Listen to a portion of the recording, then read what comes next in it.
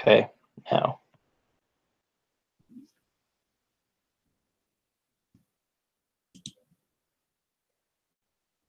Okay. All right. Hello, class, and Brother Snyder. This is our presentation. Decided to title it, How the World Changed with a Single Hack.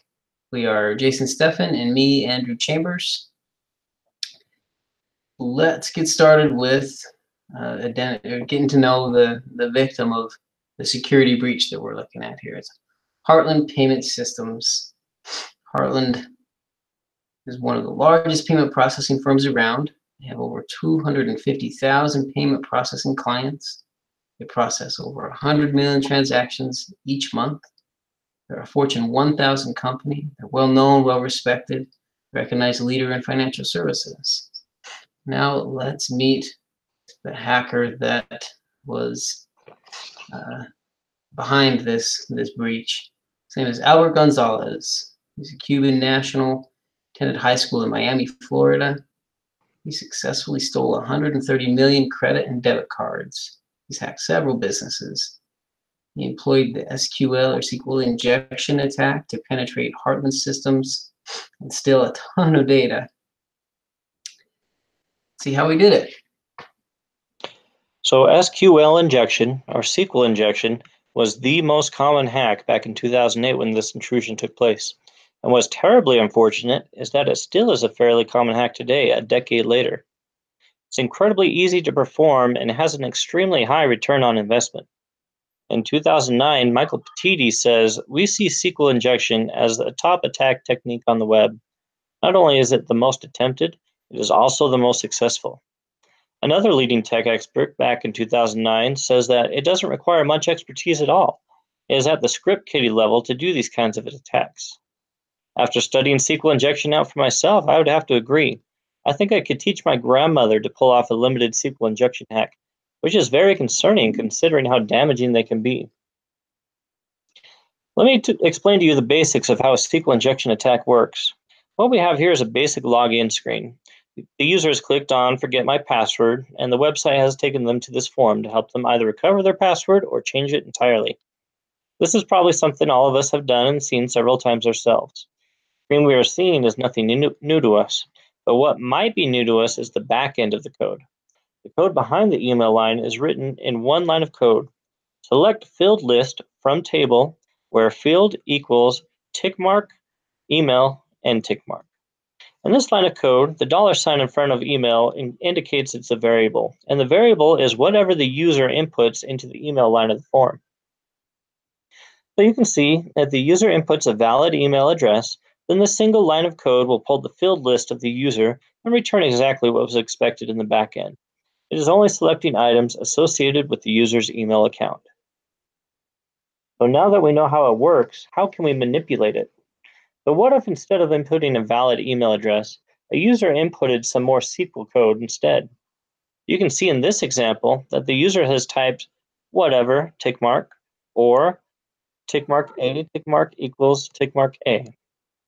The hacker is aware that there is a tick mark before and after the input, so they can manipulate that into injecting SQL code. If we go now and look at the code at the back end, we're still just running the one line. However, instead of a valid email address, the variable email is now actually some SQL code itself. If you put the variable inside the statement, it now reads like this. The malicious line of code now has two statements. Grab the files from whatever, and grab the files from where A equals A. Since A equals A is always true, it is basically asking to grab the files from everywhere, giving the hacker unauthorized access to nearly everything in the database. Not only can a hacker gain access to a database's information, but they are able to manipulate and even destroy the contents of the database as well. All right.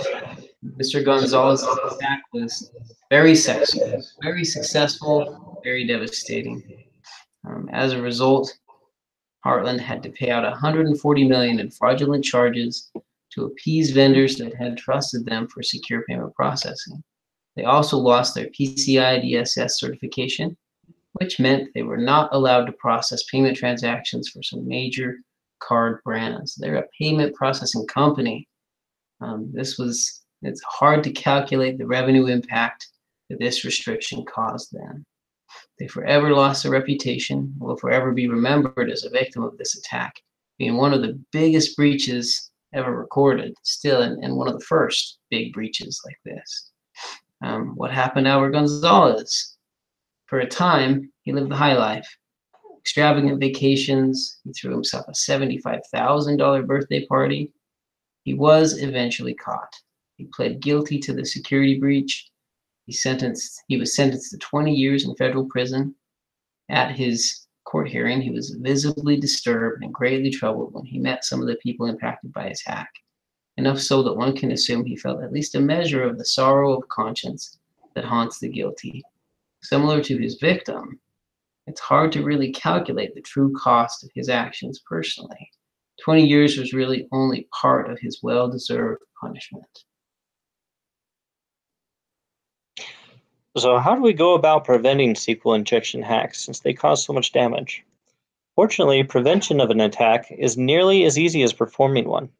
One method of prevention recommended by W3 Schools is to escape the input into a literal string. In the following example, I use the function getRequestString to get the variable provided by the input. This function forces all inputs into a string, rendering any malicious code useless. In this scenario, the screen would probably say something like email address not found or email address not valid. Now, a simple solution like this is enough to save a company from millions of dollars in lost revenue, customers, and reputation. So I hope you've enjoyed our presentation on the Heartland Institute and learned something about SQL injection. Hopefully, if any of you are back-end developers, you will remember to secure your code against this type of attack. A little bit of prevention can go a long way and save millions of dollars. Absolutely.